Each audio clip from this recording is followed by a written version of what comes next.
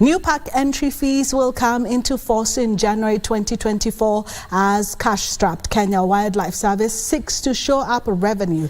Under the new proposed rates, the highest charged park will be the Nairobi National Park at 1,500 Kenya shillings, while the Donyo, Sabuk and Meru National Parks will have the lowest rates of 350 shillings. KWS says it's seeking to raise 2 billion shillings to settle mounting debts and high overhead costs.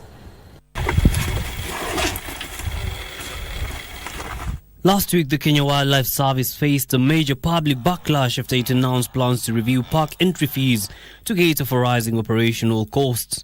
The service says operational costs have gone up by more than 40% in the last 10 years, despite low revenue from parks and sanctuaries.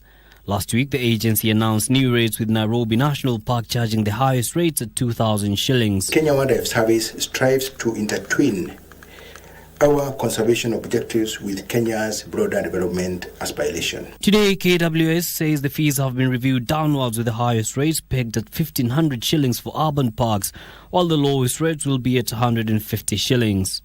KWS Director General Erastus Kanga says after broad consultations, the agency has decided to lower the new rates. There's nothing like pushing anything through anybody's throat.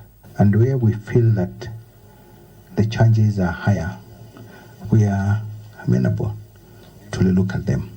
Speaking during a validation forum on the new rates, Kanga says the agency will work with various stakeholders to push the number of visitors to local parks.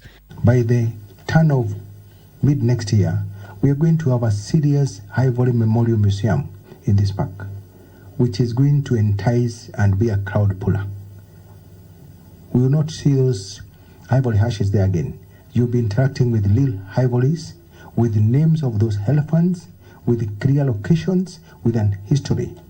The stakeholders from the tourism industry questioned the hike and compared it with other regional competitors. Kenya today, for some reason, thank God, we are really in demand.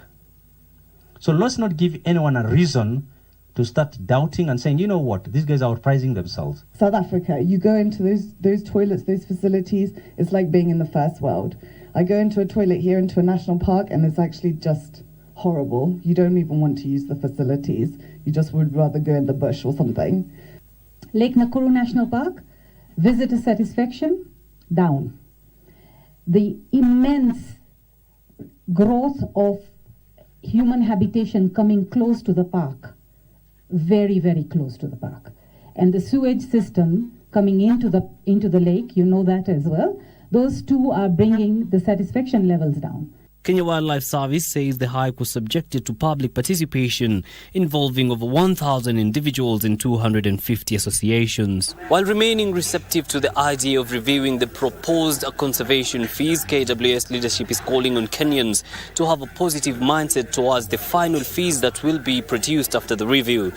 Yusufar reporting for Prime Edition from the Nairobi National Park, Nairobi County.